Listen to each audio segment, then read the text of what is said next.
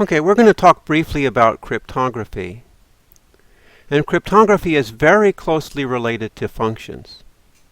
In fact, cryptography involves two functions. It involves the encoding function and the decoding function. Encode takes your information and turns it into a coded message. And decode takes the coded message and turns it back into information. So down here they use the term plain text for the information and ciphertext for the coded information. So encode is a function that takes the plain text into the ciphertext. And decode is a function that takes the ciphertext back to the plain text. Now the whole point of cryptography is to make it very difficult to decode unless someone has the key. So you want to choose a pair of functions here that this inverse function, this is an inverse function to this encoding function. You want to make this decode function, this inverse function, difficult to compute. So let's look at some simple examples. All right, now here's a shift crypto system. Now, first of all, I have to apologize for the notation here. We're going to do some functions on messages consisting of letters. So, since there are 26 letters, and we can code each letter with a number, we really want to do arithmetic on a set of 26 integers. We want to do arithmetic on Z26. So here we're using this notation that I don't really like. I would prefer to write it this way, that f of p is equal to p circle plus 3. And this circle plus 3 is understood as addition in Z26. Okay, so for instance, f of 0 is equal to 0 plus 3 or 3. That means that a gets turned into, move 3 over. A goes to b, c, d. A is going to go to d, just like it says here. B goes to E, etc. So that's going to take me from the plain text to the ciphertext. So if I had a message called ba, B-A, that would be encoded as E-D. So ba would be encoded as ed. Okay. Now if I want to go backwards, I just go do the minus. So this should be a circle minus here. Okay. So you can see the rule here that you're just shifting back and forth. Okay, so the only thing about this is, of course, it turns an ordinary word into something that at first sight seems gibberish, but really it's very easy to go backwards from this gibberish to your original message. And in fact, this type of code is very limited because there's only 26 possible codes. Well, really 25, because one code would send the message to itself, which is not much of a code. So there's really only 25 codes. Pretty easy to break. You only have to try 25 things. Okay? So that's called a monoalphabetic crypto system. Or actually, that type of code is called a simple shift code. Now, there's another way to do it where you, instead of just adding something to your letter, first you multiply and then you add. Okay, now this is all operations mod 26. So this really should be a circle plus p, circle plus b, because we're doing operations in mod 26. Okay, so if I have a function f of p equals a circle plus p equal a circle times p, circle plus b. I want to make sure that I can be able to decode this message. Now, to decode this message, I'd have to go from f of p back to p. And you can verify that if you put this expression into this expression, then you'll recover p again. Okay, so if I put f inverse, if I compute f inverse of a circle plus p, should put parentheses around this a circle plus p, circle plus b. Okay. Now what does this tell me to do? That should be A inverse, and I should understand this operation as multiplication in mod 26. That's A in circle times this entry here, which is A circle plus P, circle dot P, circle plus B, and then minus, circle minus, A inverse, circle minus B. I'm sorry, that's not circle minus. That's times circle dot B. Okay, let's see if this works. Well, if we distribute here, that becomes the same as, I have to distribute this A inverse in, so that becomes A inverse circle dot A circle dot P. That's the first term. Then I'm going to have circle plus A inverse circle plus B. And then I'll have, I'm sorry, that's not circle plus, that's circle dot. That's A inverse circle dot P, circle dot B. And then I have circle minus A inverse circle dot B. Okay. These two cancel. This A inverse cancels that A, and I get P back again. Okay, so we do have a way to invert this coding, this encryption function. Now, just remember, of course, that these operations are all in Z26.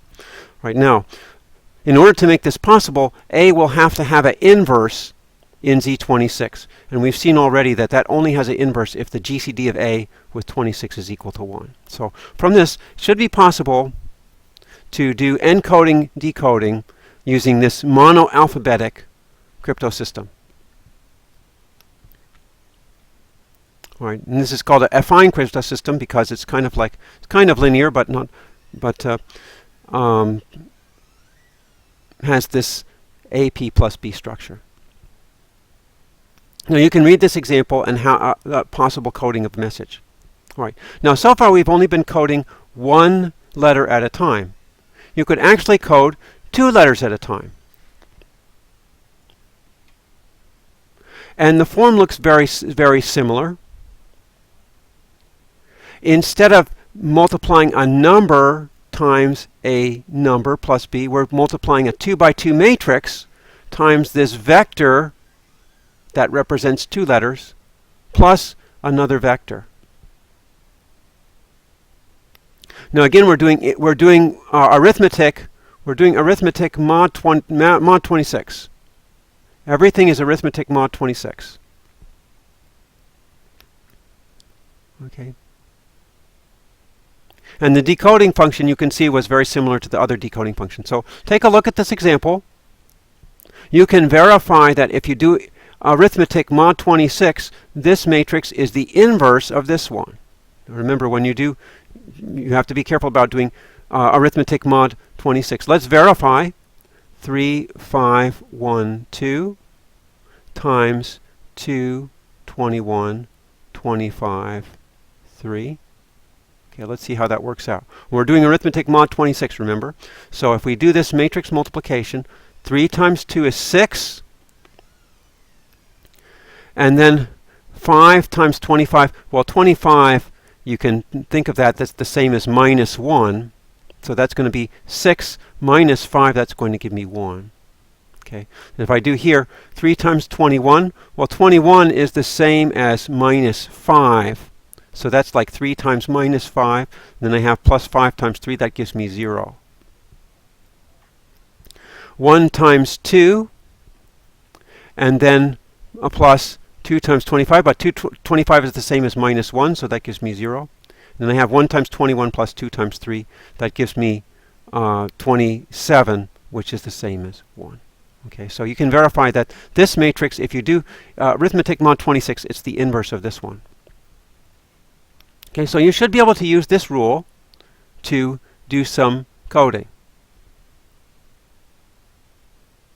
Okay, so you can try this example. All right, so that's the simple. Well, what do they call this? Polyalphabetic crypto system, very similar to monoalphabetic. All right, now here's a description of a more complicated function called RSA. And RSA works like this. You have a set of instructions that look kind of complicated, but the purpose of this, again, is to construct an encryption function and decryption function such that the decryption function is very difficult to guess unless you have some special information. Okay. So let's look at some example where they do this with some small integers. Okay, so to do this crypto system, first of all, you choose two small primes. You multiply them together, and you save this number. Then you take one less than the first prime, one less than the second prime, multiply them together. So you're going to use both of these numbers. Now we choose any number whose GCD relative to this second number is 1. So we need a number relatively prime to this number. Okay. Now this number is not necessarily prime. P minus 1 may not be prime. Q minus 1 may not be prime. All right. So given all this information, this is how you encode the message.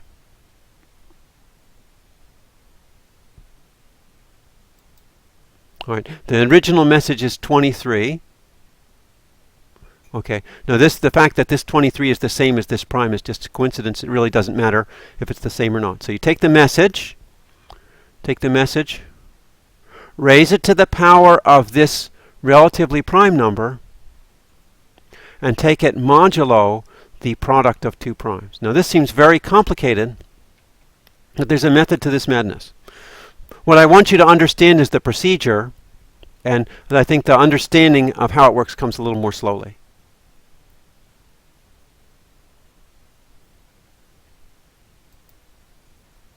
Now, to find the decrypting key, you want to find the inverse of this E modulo this base M, which is 616. Okay. You can do that using the Euclidean algorithm. This is the result. And the decrypting key is the original product of primes and the inverse. And the way you recover the original message is take your encoded message, raise it to the power of the second number in your key, take it mod the first number in your key. Okay. So it really does seem like magic. So again, what I want you to be able to do is recognize this algorithm. If I give you a different number and a different pair of primes, be able to do the same thing with those. And I think the understanding of how it works will come a little more slowly, but the understanding comes from facts of modular arithmetic. Okay, you can read this if you're interested.